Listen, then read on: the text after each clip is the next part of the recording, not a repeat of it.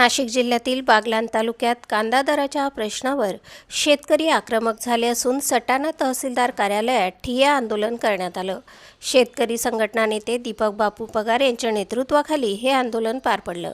कांद्याला उत्पादन खर्चही मिळत नसल्याने शेतकरी आर्थिक संकटात सापडल्याची भावना आंदोलकांनी व्यक्त केली। शासनाने 1235 रुपये दराने कांदा खरेदीची घोषणा केली असली तरी प्रत्यक्षात त्याचा लाभ शेतकऱ्यांना मिळत नसल्याचा आरोप करण्यात आला। नाफेड तुपाशी आणि शेतकरी उपाशी अशा घोषणांनी तहसील परिसर दणाणून गेला। कांद्याला किमान 2000 रुपये हमी भाव द्यावा, याआधी कमी भावात विकलेल्या कांद्याला प्रति क्विंटल 1000 रुपये अनुदान द्यावं, तसेच बाजार समितीत विक्री झालेल्या मालाच्या पक्क्या पावत्या मिळाव्यात अशा मागण्या आंदोलकांनी केल्या। यासोबतच अवकाळी पाऊस आणि गारपिटीमुळे नुकसान झालेल्या शेतकऱ्यांना थकीत पीक विमा आणि नुकसान भरपाई तात्काळ देण्याची मागणीही करण्यात आली।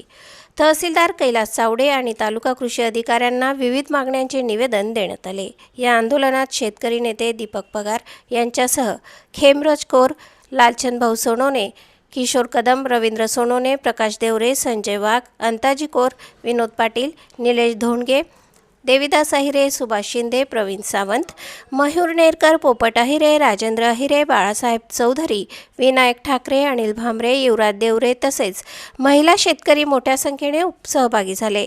दरम्यान शासनाने तात्काळ दखल न घेतल्यास कोणत्याही क्षणी तीव्र आंदोलन छेडण्याचा इशारा शेतकरी नेते दीपक बापू पगार यांनी दिला आहे। प्रतिनिधी अरुण शिरोळेसह स्वराज्य न्यूज, बागलाण। सहकार्याचे कांदे फक्त 420 रुपये क्विंटलने गेलेले नाही, 400-500 रुपयाने त्यांना परवडत नाही। त्यांना विषयाची बाटली हिसकून इथपर्यंत आम्ही आणलेले,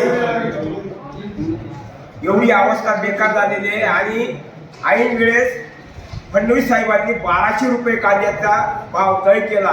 मागच्या वर्षी सुद्धा भाव वाढत होता। जर समजा 1600, 1700, 1800 रुपयापर्यंत मार्केट गेले असताना फडणवीस साहेबांनी 1235 रुपयाचा भाव नाफेड व याची शेपने खरेदी करावा असं जाहीर केलं। का भाव पाडण्यासाठी आहे का सरकार?